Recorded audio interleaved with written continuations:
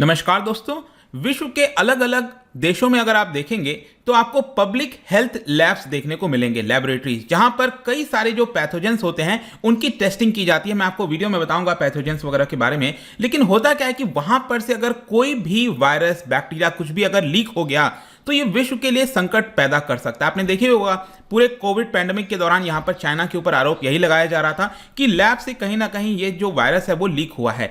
तो अभी क्या हो रहा है कि रशिया यूक्रेन वॉर जो चल रहा है उसमें एक बहुत बड़ा खतरा यहां पर आ गया है कि क्या किसी प्रकार का जो पैथोजन है वो वहां से लीक हो सकता है, क्योंकि कई सारे जो पैथोजेंस आपको यूक्रेन की पब्लिक हेल्थ लैब्स में भी देखने को मिलेंगे। और इसीलिए यहां पर आप देख सकते हो WHO ने एक प्रकार से वार्निंग दे दी है और कहा है यूक्रेन को कि जितने भी पैथोजेंस हैं उसको आप डिस्ट्रॉय कर दो इमीडिएट बेसिस पर। तो इसको डिटेल से समझते हैं और यहां पर रशिया और यूएस के बीच में कुछ आरोप भी लगाए जा रहे हैं, वो भी हम समझेंगे। काफी कुछ जानने को इस वीडियो में, चलिए आगे बढ़ते हैं। लेकिन उसके पहले ध्यान रखना है आपको, कोई भी कोर्स की अगर आप प्रिपरेशन करना चाहते हैं, यूपीएससी, जुडिशरी, बैंकिंग, कुछ भी, तो simply use my code Ankit 33 on our app या फिर वेबसाइट पर, क्योंकि यहां पर आपको मैक्सिमम 33% का डायरेक्ट डिस्काउंट देखने को मिलता है। स्टॉक मार्केट से रिलेटेड भी कोर्स आपको मिल जाएंगे। तो अगर आपको एमसीक्यूज अटेम्प्ट करना है तो मेरे इंस्टा पेज पर जा सकते हैं, वहां पर स्टोरीज में जितने भी एमसीक्यूज हैं वो आप अटेम्प्ट कर सकते हैं। चलिए यहां पर शुरुआत करते हैं और देखते हैं अभी एग्जैक्टली हो क्या रहा है। वर्ल्ड हेल्थ ऑर्गेनाइजेशन, वैसे तो हमने देख लिया कि कोविड पैंडेमिक के दौरान ये कितना एक्टिव रही है, लेकिन अभी के लिए यहां पर यूक्रेन को इन्होंने यहां पर एक प्रकार से वार्निंग दी और यह कहा है कि जो हाई थ्रेट पैथोजेंस हैं जो कि यूक्रेन की पब्लिक हेल्थ लेबोरेटरीज में अभी भी रखे हुए हैं, उसको आप इमीडिएट बेसिस पर डिस्ट्रॉय कर दो, खत्म कर दो। क्योंकि अगर आपने ऐसा नहीं किया तो हो सकता है आगे चलकर वो वहां से लीक हो सकता है, वहां से स्पिल हो सकता है और इसकी वजह से पॉपुलेशन के अंदर जो डिजीज है वो स्प्रेड हो जाएगा। और एक बार वहां पर स्प्रेड हो गया तो पूरे विश्व भर में स्प्रेड होने से उसको कोई नहीं रोक सकता। जो बायोसिक्योरिटी एक्सपर्ट्स हैं उनका मानना है कि जिस प्रकार से जो रशिया की मूवमेंट हो रही है ट्रूप्स की यूक्रेन के अंदर और बोम्बार्डमेंट की जा रही है सिटीज के ऊपर, अलग अलग गांव में, तो इसकी वजह से खतरा बढ़ गया है कि किसी अगर लैब के ऊपर ये बॉम्ब आकर गिर गया तो वहां से जाहिर सी बात है ना, जो पैथोजेंस होते हैं वो लीक हो जाएंगे। अब आपके मन में क्वेश्चन आएगा कि पैथोजेंस का मतलब क्या है। देखो, पैथोजेंस एक ऑर्गेनिज्म होता है जिसकी वजह से डिजीज हो सकता है। अब पैथोजेंस कई प्रकार के हो सकते हैं, जैसे वायरस आपने सुना होगा, बैक्टीरिया हो गया, फंगाई हो गया, पैरासाइट्स हो गया, और भी कई सारा के जो है इनको हम कहते हैं पैथोजेंस। तो यूजुअली अगर आप देखोगे ना तो आपकी जो बॉडी है उसके अंदर ऑलरेडी आपको माइक्रोब्स देखने को मिलते हैं। लेकिन अगर आपके बॉडी का जो इम्यून सिस्टम थोड़ा सा वीक हो जाता है, कमजोर हो जाता है, तो आपके अंदर डिजीज देखने को मिलने लगता है। या फिर आपके बॉडी में बाहर से कोई पैथोजेंस एंटर कर जाता है ऐसी जगह पर जहां पर उसको नहीं करना चाहिए था, जहां पर आपकी क्लीन पार्ट था वहां पर अगर एंटर कर जाता है, जैसे कोरोना वायरस ही हो गया आपका SARS-CoV-2, वो अगर एंटर करता है तो अगेन यहां पर डिजीज देखने को मिलता है। तो ये होता है आपका पैथोजेंस। अब यहां पर अगर आप देखोगे तो यूक्रेन के अंदर पैथोजेंस कैसे आए, तो जैसे मैंने आपको बताया कि बाकी कई देशों की तरह विश्व के, वैसे यूक्रेन के अंदर भी हेल्थ लेबोरेटरीज हैं। और बेसिकली क्या होता है ना कि ये जो पैथोजेंस होते हैं उसकी टेस्टिंग की जाती है। बेसिकली उसके माध्यम से हम एक प्रकार से जो डेंजरस डिजीज का खतरा होता है उसके ऊपर एक्सपेरिमेंट किया जाता है कि कल के डेट में अचानक से कोई डिजीज आता है तो उसको हम किस तरह से रोक सकते हैं। अगर कोई खतरनाक वायरस सामने आ गया तो वो ह्यूमंस के ऊपर कैसे इंपैक्ट करेगा, एनिमल्स के ऊपर कैसे इंपैक्ट करेगा। तो ये एक प्रकार की जो रिसर्च एंड डेवलपमेंट है ना वो लैब्स में चलती रहती है। और सेम वही चीज यूक्रेन के भी कई सारे लैब्स में आपको देखने को मिलेगा। और यहां पर ये जो लैब्स थे यूक्रेन के अंदर उसको बताया गया है कि यूनाइटेड स्टेट्स के द्वारा, यूरोपियन यूनियन के द्वारा, इनफैक्ट WHO के द्वारा भी उसको सपोर्ट किया जाता है।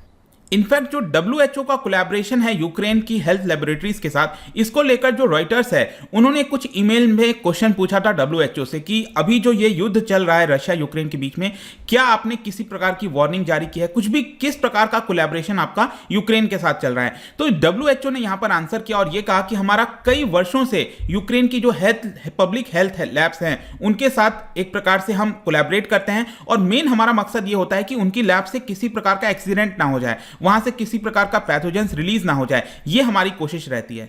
और कहीं ना कहीं इसी को देखते हुए अभी के लिए WHO ने स्ट्रांगली रिकमेंड किया है, वहां की जो मिनिस्ट्री ऑफ हेल्थ है और भी जो बॉडीज हैं जो उसको ध्यान में रखती हैं, वो उनसे रिक्वेस्ट किया है कि आप ये जो हाई थ्रेट पैथोजेंस हैं उसको इमीडिएट बेसिस पर डिस्ट्रॉय कर दो। ऑल्दो यहां पर WHO ने एक प्रॉपर एक्सप्लेनेशन नहीं दिया है कि ये रिकमेंडेशन उन्होंने यूक्रेन को कब भेजा था, क्या यूक्रेन ने एग्जैक्टली उसका क्या किया, क्या एक्चुअल में यूक्रेन ने उसको डिस्ट्रॉय किया है नहीं किया है, इसको लेकर अभी विश्व के पास कोई जानकारी नहीं है। और इसीलिए मैं कह रहा हूं कि इससे थोड़ा सा खतरा बढ़ जाता है कि अगर वो डिस्ट्रॉय नहीं हुआ है और ये युद्ध अगर लगातार चलता रहा तो जाहिर सी बात है ना, कहीं ना कहीं अगर गिर गया बॉम्ब जो है किसी लैबोरेटरी में, तो वहां से वो लीक हो जाएगा और फिर अगेन यहां पर एक दूसरा पैंडेमिक हमें कोविड के बाद देखने को मिल सकता है। लेकिन यहां पर अगर आप देखेंगे ना, तो ये बायो वॉरफेयर की काफी चर्चा चल रही है। पिछले कई वर्षों से अगर आप देखिए तो रशिया के द्वारा आरोप लगाया गया है डायरेक्टली यूएस के ऊपर कि आप बायो वॉरफेयर जैसी चीजों का काम कर रहे हो यूक्रेन के अंदर, वहां की जो लैब्स हैं वहां पर बायो वॉरफेयर जो है वो आप करने की कोशिश कर रहे हो।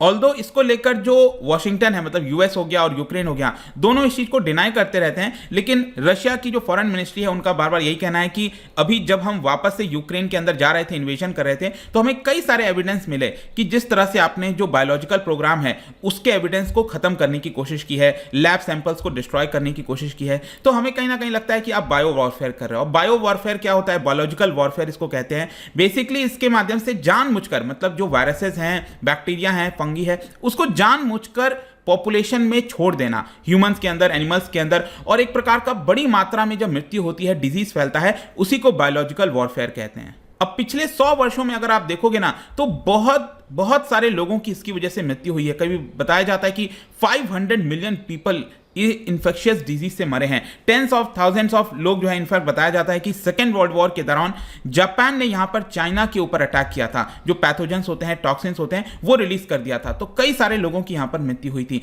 2 इंटरनेशनल ट्रीटीज बनाए गए थे बायोलॉजिकल वेपन से रिलेटेड 1925 में और 1972 में, लेकिन वो फेल हो गया इस चीज को रोकने में। तो अभी भी ये जो बायोलॉजिकल वॉरफेयर है उसका खतरा बना रहता है और इसमें काफी आसानी से आप जो प्रहार करना चाहते हो दुश्मन देश के ऊपर वो कर सकते हैं, जो कि हमने रिसेंटली कोविड में देखा कि यहां पर चाइना के द्वारा अभी भी क्लैरिटी नहीं मिल पा रही है कि उसने एग्जैक्टली किया क्या था, अभी तक नहीं पता कि ये आया कहां से, तो इसी से खतरा आपको पता चलता है। लेकिन ये जो भी आरोप लगाया जा रहा है रशिया के द्वारा, इसको लेकर यूक्रेन राष्ट्रपति के जो स्पोक्स पर्सन है उन्होंने इसको डिनाई किया है। यूएस गवर्नमेंट ने भी इसको क्लियर तौर पर डिनाई कर दिया और यूएस का यह कहना है कि रशिया इस तरह के झूठे इंफॉर्मेशन इसलिए फैला रहा है कि वो अपना खुद का जो केमिकल वेपन है उसको यूक्रेन के अंदर ला सके, उसको रिलीज कर सके। ठीक है, तो ये भी एक खतरा है कि अगर इंफॉर्मेशन वॉरफेयर चल रही है यहां पर, तो कहीं ना कहीं रशिया भी ये प्रिटेक्ट ले सकता है कि यूएस ऐसा कर रहा है तो हम भी यहां पर ऐसा कर देंगे। और डब्ल्यूएचओ का स्टेटमेंट में कहीं पर भी बायो वॉरफेयर के बारे में बात नहीं है, लेकिन डब्ल्यूएचओ ने कहा है कि हम सभी पार्टीज को बोलते हैं कि वो कोऑपरेट करें और ये बहुत ही खतरनाक हो सकता है। अगर किसी प्रकार की टेक्निकल असिस्टेंस चाहिए इसके डिस्पोजल के लिए, तो हम हमेशा तैयार हैं। जो भी टेक्निकल गाइडेंस होगा, कोऑर्डिनेशन होगा, हम तुरंत देने के लिए तैयार हो जाएंगे। लेकिन आखिरी में मैं आपको बता दूं कि रशिया के द्वारा जो भी आरोप लगाया गया है यूएस के ऊपर, उसके लेकर आज ही फ्राइडे को यूनाइटेड नेशन सिक्योरिटी काउंसिल के अंदर मीटिंग होने वाली है। जी हाँ, यहां पर मॉस्को तो पार्ट है ही, आपको पता है, परमानेंट मेंबर है यूएनएससी का, तो उनके द्वारा जो भी बोला गया है, रिक्वेस्ट किया गया है, तो इसको लेकर मीटिंग होगी, देखते हैं उसमें क्या होता है। बट आई होप कि वीडियो जो है आपको समझ में आया होगा कि डब्ल्यूएचओ ने ये वार्निंग क्यों दी है, क्यों इंपॉर्टेंट है ये। जाने से पहले एक बहुत ही इंटरेस्टिंग क्वेश्चन, क्या बता सकते हैं कि इन 4 जो इंटरनेशनल ट्रीटीज नाम लिखे हुए हैं, इनमें से कौन सा ट्रीटी रिलेट करता है केमिकल एंड बायोलॉजिकल टेक्नोलॉजी से? ये आपको बताना है। इसका राइट आंसर आपको पता ही है, मेरे इंस्टाग्राम पर तो मिलेगा ही, वहां पर अगर आप नहीं हो कोई बात नहीं, टेलीग्राम से भी ले सकते हैं इसका सही उत्तर। मैं कई सारे जो एमसीक्यूज हैं वो यहां पर स्टोरीज में लगातार डालता रहता हूं। बाकी अगर आपको पीडीएफ चाहिए तो टेलीग्राम पर आइए, अलग अलग सोशल मीडिया पर भी आप जुड़ पाएंगे। साथ ही साथ यूपीएससी या फिर किसी भी एग्जाम की तैयारी करें, simply use my code Ankit 33, क्योंकि यहां पर आपको मैक्सिमम डिस्काउंट मिलेगा। आई होप कि वीडियो आपको पसंद आया होगा। मिलता हूं आपसे next time. Till then, thank you very much, see you soon.